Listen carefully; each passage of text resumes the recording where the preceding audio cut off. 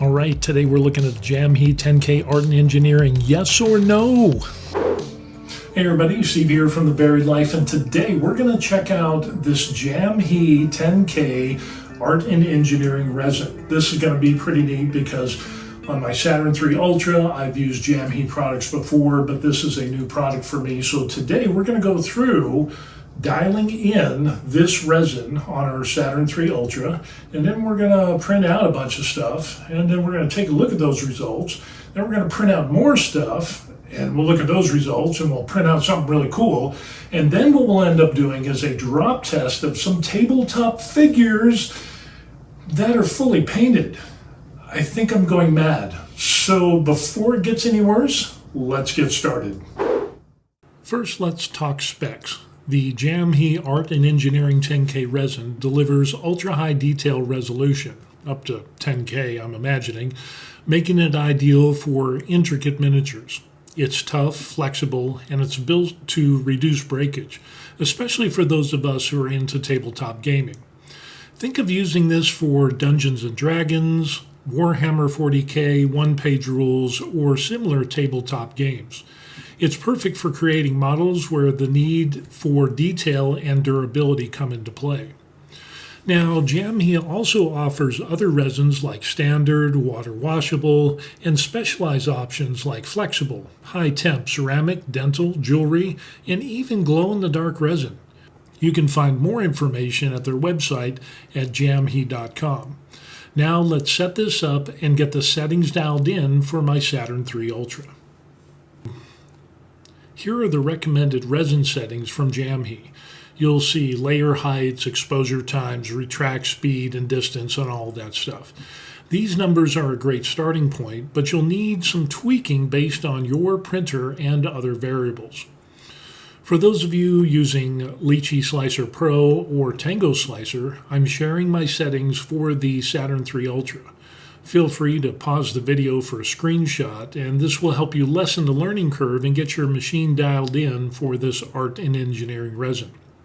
A tip for resin companies: provide screenshots of recommended settings with the top 3 slicers, and that would really help us beginners or those who are trying out new resins. Now, let's dial in this resin using a calibration model. Now for calibration, I use the Table Flip Foundry V3 calibration model for dialing this in. That's the one with the sword, the skull, the beer mug, the cones of success and failure. With exposure tests that I ran were between 2.5 and 3 seconds, and I settled on 2.6 seconds using this Table Flip Foundry calibration chart. It's really helpful.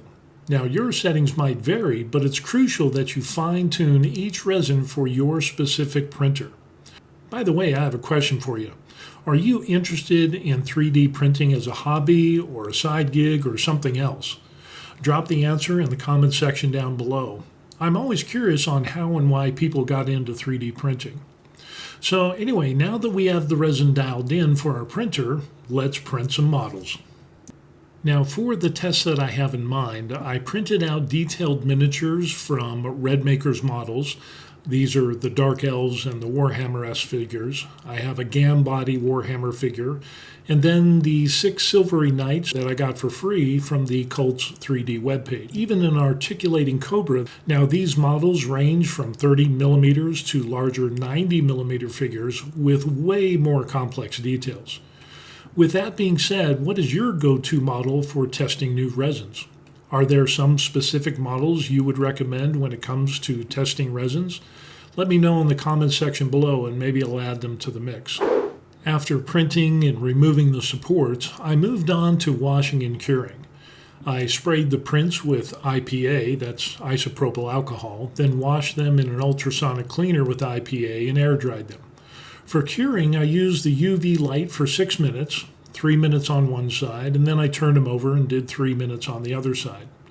Now Jamghe recommends doing water curing for 30 to 60 seconds, which seems equally effective. But if anyone knows why water curing works so fast versus regular curing and why it's better, let me know in the comments section below. Now that the curing is done, let's check out the results. The details on the Redmaker miniatures are sharp, detailed, especially for 30 millimeter figures. The Dark Elves and the Warhammer S figures are very impressive with lots of details on the finer items, and I am really impressed with these. Next, we moved on to the 90 millimeter Warhammer figure from Gambody.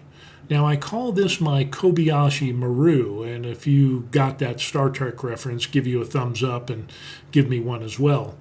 Now, this test print is very detailed at normal size, and with this smaller scale in which we printed, this just shows how accurate and detailed this resin can be even at these smaller scales. It turned out awesome, with most of the details like the chains and the scrolls and the bones captured perfectly. Although I will say I did lose 2 scrolls and I had to repair 1 chain, but that was because I didn't support it properly and had nothing to do with the resin itself. Then we had the 6 Silvery Knights, which printed out beautifully. It shows off the resin's ability to handle great details when it comes to tabletop figures. Now, I do have the articulating cobra, but we're going to talk about that just a little bit later. So let's move on.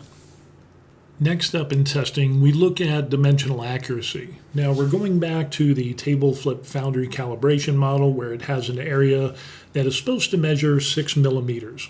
And using my Barney Basic budget calipers, the results I had were within 0.07 to 0.09 millimeter accuracy. Now, I also tested various nut and bolt tolerances using an M12 bolt with 1.75 pitch threads. And with bolt A, the default tolerance, I experienced a lot of binding, and with bolt B, which had a plus tolerance of plus 0.05 millimeters, there was some binding as well. But the more impressive results came with bolts C, D, and E. Now, D's nuts, and if you don't laugh at that pun, I don't know what to tell you. But that spun freely with its plus 0.015 millimeter tolerance, and the E nut spun freely with its plus 0.02 millimeter tolerance. Now, overall, I'm happy with how it performed with tabletop figures or models that had different assembly pieces that fit together perfectly. I didn't experience any warping or ill-fitting pieces that needed sanding or modifications. Now, remember the articulating cobra? Yeah, we're going to get back to that. Now, when I printed this on the build plate, it did have 2 joints that were fused together that I needed to cut apart with an X-Acto knife to get all the sections to move smoothly. And after that, there was no stiffness or binding. Now, this shows that it's an excellent example of the resin's dimensional accuracy. I was extremely pleased with how well it printed out, and after adding some paint, I ended up with a pretty cool cobra. Now, you might be asking, Steve, I like to drill and pin my pieces of my models to help with painting or the mounting process. So how does this resin react to drilling? Now, this is a great question, and this resin, I can tell you, drills and pins beautifully. It's a big plus for miniature enthusiasts who like to prep models for painting, mounting, or even when it comes to kit bashing. Now, the good thing is that you can drill this before or even after curing, which makes this resin versatile for all types of cleaning, drilling, cutting, pinning, and other types of customizations. Now, we're going to take a little break because I need your help. If you could take the time to like, subscribe, and ring that notification bell so you can watch future videos, I would really appreciate it. Now, you can also buy me a coffee by clicking the link in the description box below, and you'll be added to the list of awesome people who have bought me coffee. Should be noted that all proceeds go back into the channel and help me make more videos. Again, I would really appreciate the help and the coffee if you feel so inclined.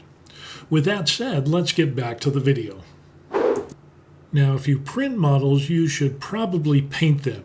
You don't want to add to your pile of shame like I seem to do. So with that being said, I decided to break open the airbrush and paint some of these figures.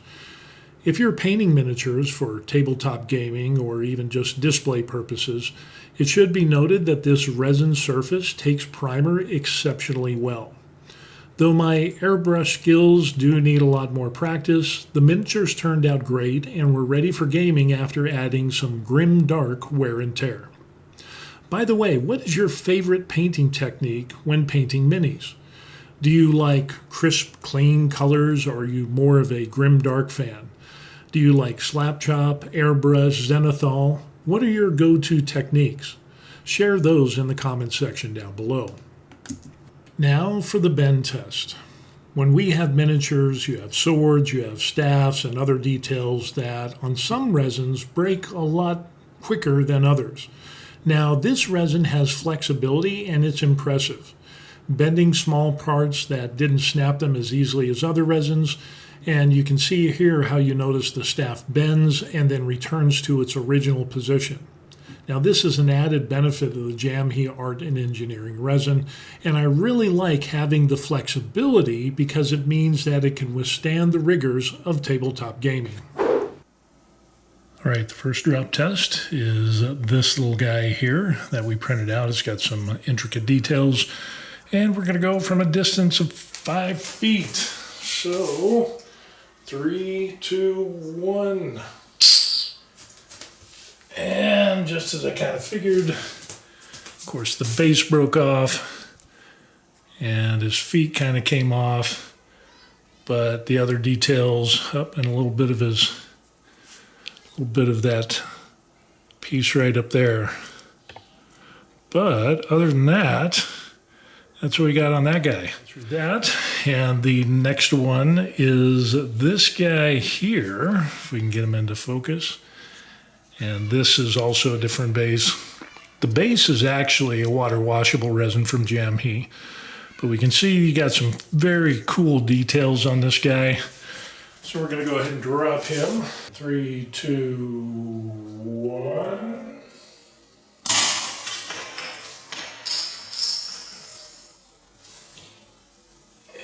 So let's take a look and see what happened to this guy here. Basically what happened is he popped off the base. His finger's intact.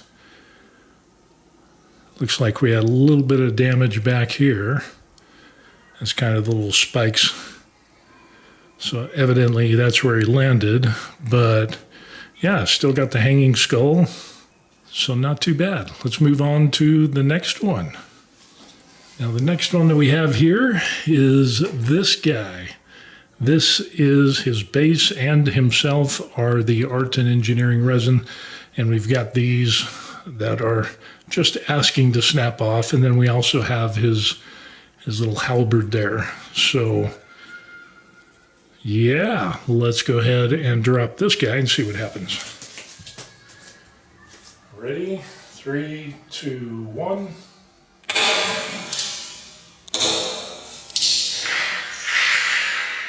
We did lose his little antenna thing there, but it looks like we got everything else stayed there. Now this is a one that I used some UV resin glue to glue him to the base. But yeah, I think that turned out well. Matter of fact, let's go ahead and we'll drop him again. Maybe we'll get a little bit of a difference. 3, 2, 1.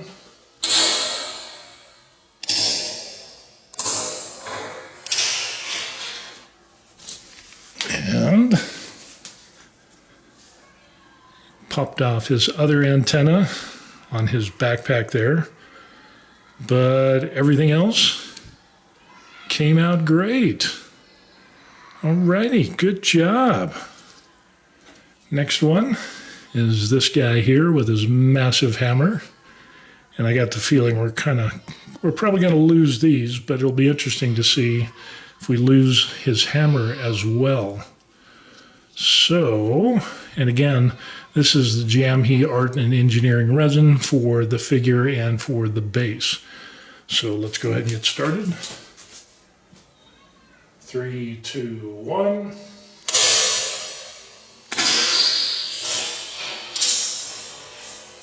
we ended up, we lost an antenna and we lost the edge of the big part of his hammer there. But yeah, you could glue that back together, but other than that, not too bad. So now the crazy stuff that we're going to end up doing is we're going to go to our finished miniature. Yeah, I ended up painting this guy. He's all done. He's got the sand on the base. He is looking sharp. And he's got that long sword, so we're going to end up doing is dropping him, and we'll see what happens with this. Alrighty, let's get to it. 3, 2, 1.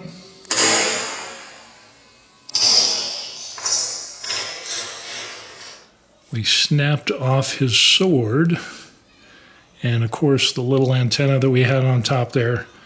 But as far as like everything else, that is not bad. Not bad at all. So yeah, just a little bit of glue and that guy can go right back onto the tabletop. And the next one, since we're going to do the blue guy, we got to do a red guy. And this is with the cross sabers. And we already kind of figured out these are going to be, those are probably going to go. But yeah, there it is. And so with that, let's go ahead and get testing. 3, 2, 1.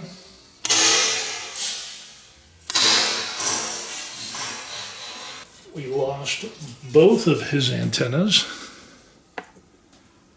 as you can see there on his backpack. But other than that, everything else is intact. I'm pretty impressed with the Jamghe Art and Engineering resin. Good stuff.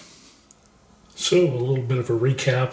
These are the miniatures that we dropped from a distance of 5 feet onto a hard floor, probably a little bit higher than what you would during normal gameplay. And what we ended up with is that guy there, and we see some of the minor details. It kind of came off his back, but everything else stayed intact. So definitely pretty happy with that. This guy here was a lot smaller, and basically he just kind of broke at the base, broke his feet off, but still the rest of the details and everything came out nice. We had a little bit of breakage up there, but not too bad. And we come down here to the hammer dude, lost a little bit of an antenna there and the edge of his hammer, the heavy portion. But yeah, these bases are actually the same material, the art and engineering resin, whereas these are water washable. Same thing over here. What we ended up with is he lost his antenna, but everything else stayed intact. So that is a huge win. And then we got down to the painful part, the fully painted minis. We have a guy who lost his sword, one of his little antennas on there. But other than that, fairly good shape. Now it should be noted that I didn't even varnish these. So we move on to the red guy, and he lost a couple of antennae there. But again, I think this is acceptable damage. From 5 feet, dropping the miniatures and seeing what kind of damage we got. And I would say it is not bad. So there is the test of the Jamghe Art and Engineering drop test. Okay, so here's the bottom line on this. The Jamghe Art and Engineering resin is great for high quality prints, and it's also tough and flexible enough to withstand the rigors of tabletop gaming. In other words, you're going to drop them from time to time, and as we saw, they hold up to that pressure pretty well. The details on the miniatures was outstanding, and they could get even better if you dialed them in, depending on how detailed you want to get. But I'm totally satisfied with the results that I got. And the great thing about it is that if you do drop your models or your figures, they will survive, or at least to the point of where you could glue them back together and you'd be good to go. Compared to other resins that are much more brittle, I think this art and engineering resin does stand on its own, and the price point is nice as well.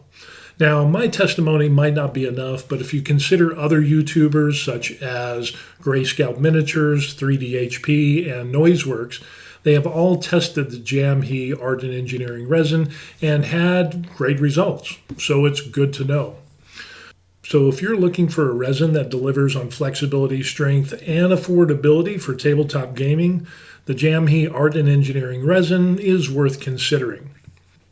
Now, if you like this review and found it helpful, please hit the like and subscribe button. Also, ring that notification bell so that you won't miss any of the upcoming videos on my YouTube channel, The Varied Life. Also, take a moment to leave a comment below what you think about this review, your thoughts, your opinions. I'd love to hear what you think on this subject. With that being said, if you feel inclined to buy me a coffee, you can check the link in the description box down below. All proceeds will go back to the channel so I can make more videos and, yeah, have something to do as I'm retired in Korea. So with that being said, we're closing out this test of the Jamghe art and engineering resin, and we will see you on the next video. Peace. Be sure to like this video and subscribe to stay up to date with what's going on with us. The Varied Life, as we're retired in Korea, and we'll see you on the next video. Peace.